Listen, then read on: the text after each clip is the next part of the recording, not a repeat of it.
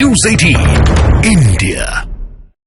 वो लोग चुनाव हारे, पंजाब में बादल परिवार चुनाव हारा, हरियाणा में हुड्डा परिवार चुनाव हारा, अशोक गहलोत जी का बेटा चुनाव हारा, उत्तर प्रदेश में अखिलेश यादव जी की पत्नी चुनाव हारी, चौधरी अजीत सिंह और उनके बेटे चुनाव हारे, बिहार में लालू प्रसाद यादव जी की बेटी चुनाव हारी, फिर चाहे तेलंगाना में केसीआर जी की बेटी चुनाव हारी हो, अथवा परिवारवाद के सबसे बड़े प्रतीक श्री राहुल गांधी जी चुनाव हारे।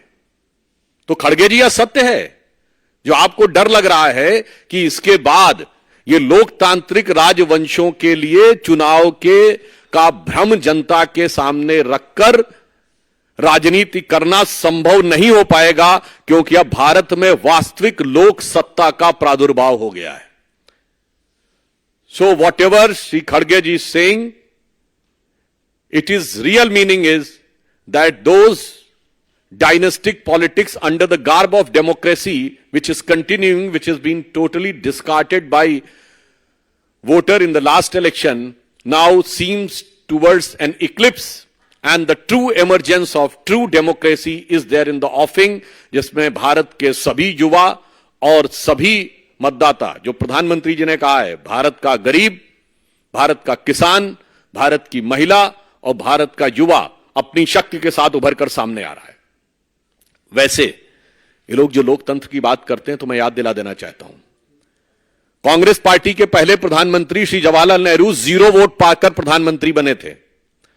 अप्रैल 1946 में कांग्रेस कार्य समिति की बैठक में 16 कांग्रेस कमेटियों में से एक ने पट्टाभी सीतारमैया को और एक ने कृपलानी जी को वोट दिया था, और बाकी सारे के सारे वोट सरदार पटेल को मिले थे और 0 वोट जवाहरलाल नेहरू को मिले थे। और इस बात की, उस घटना के अंदर का point by point, minute by minute reference Kripalani की किताब माय डेज विद गांधी में है, मौलाना आजाद की किताब इंडिया विंस फ्रीडम में है, दुर्गा दत्त की किताब India from Curzon to Nehru and thereafter में है।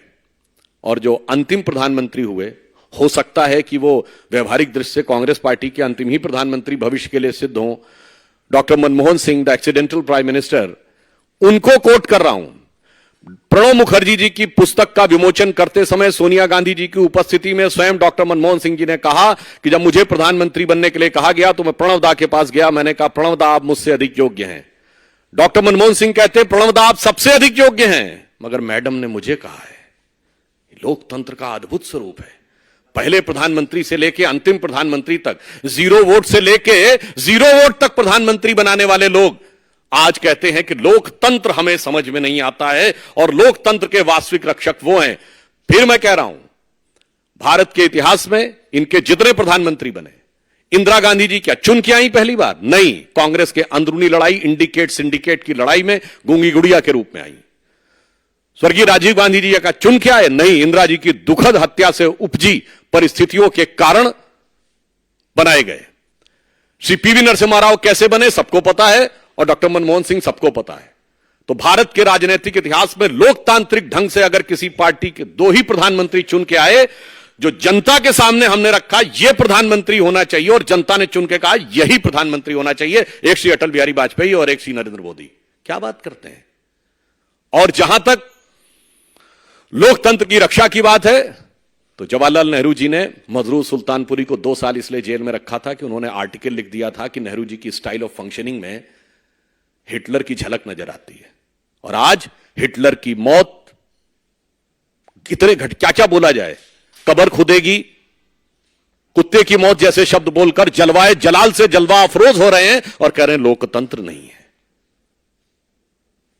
फिर आप देखिए, और इतना ही नहीं, मौलाना आजाद ने अपनी किताब इंडिया विंस फ्रीडम में लिखा है कि नेहरू जी को किसी दूसरे की तारीफ बर्दाश्त नहीं थी अपने सामने। ये वो 40 पेज हैं जो उन्होंने कहा था कि उनकी मृत्यु के 30 साल बाद प्रकाशित किए जाएं, जो 1988 में प्रकाशित हुए थे। आइए साहब, राजीव गांधी जी के जमाने में एक अखबार उनके खिलाफ लिख रहा था तो उसके ऊपर इनकम टैक्स का छापा और बिजली काट दी गई थी। और आज की युवा पीढ़ी को याद रखना चाहिए, राजीव गांधी जी के जमाने में एक पोस्ट एंड टेलीग्राफ एक्ट आया था, जिसमें सरकार को यह अधिकार दिया गया था कि वो जिसकी चाहे चिट्ठी खोलकर पढ़ सकती है और आपत्तिजनक बात लगे तो कार्रवाई भी हो सकती है। जैसे आप कल्पना करिए कि सरकार आज आपके सारे कम्युनिकेशन पढ़े और पढ़कर केवल उसी के आधार पर कार्रवाई कर सके। वो तो ज्ञानी जैल सिंह जी ने उसे पास नहीं होने दिया था। पीवी नरसिम्हा राव अभी मैं इंदिरा जी की बात नहीं कर रहा हूं, पीवी नरसिम्हा राव, भारत की एकमात्र सरकार जो पैसा लेकर अपने को विश्वास मत प्राप्त किया, यह कोर्ट में साबित हुआ। 1994 झारखंड मुक्ति मोर्चा रिश्वत कांड, झारखंड मुक्ति मोर्चा के 3 सांसदों ने पैसे लिए 1-1 करोड़ और बैंक अकाउंट्स में बरामद हो गए वो पैसे। वैसे आज भी बरामद हो रहे हैं, बहुत थोड़े से बरामद हुए हैं, अभी तो 36 लाख बरामद हुए हैं, 2 ठो BMW बरामद हुई हैं। पर सोचिए कि इनकी फितरत तो कितनी पुरानी है कांग्रेस साथ गठबंधन। एकमात्र प्रधानमंत्री जो उसके बाद भ्रष्टाचार के आरोपों में अदालत की चौखट पे खड़े हुए, और उसके बाद जब सोनिया गांधी जी की छत्र छाया में मनमोहन सिंह जी की सरकार चली, तब तो हिंदू आतंकवाद जैसे शब्दों का प्रयोग करके बगैर चार्जशीट फ्रेम किए हुए लोगों को बरसों बरस जेल में रखा गया, उनके साथ अमानवीय व्यवहार किया गया, महिला कैदियों के साथ किस किस प्रकार की घटनाएं की गई वो सबको पता है। और इसके उपरांत जो लोकतंत्र की बात करते हैं, अब अगर इंदिरा जी की बात की जाए, जिस समय लोकतंत्र वास्तविकता में खत्म हुआ था, आज की पीढ़ी जो हमारी जनरेशन के भी लोग हैं उनको भी नहीं मेमोरी है, इसलिए भारत की 3/4 जनसंख्या को नहीं पता है। क्या आपको पता है कि एक बार लोकसभा का कार्यकाल बढ़ा दिया गया था, कि 5 साल से बढ़कर 6 साल? यस, इंदिरा गांधी जी के समय में इमरजेंसी में। आपको पता है कि मूल अधिकार समाप्त कर दिए गए थे।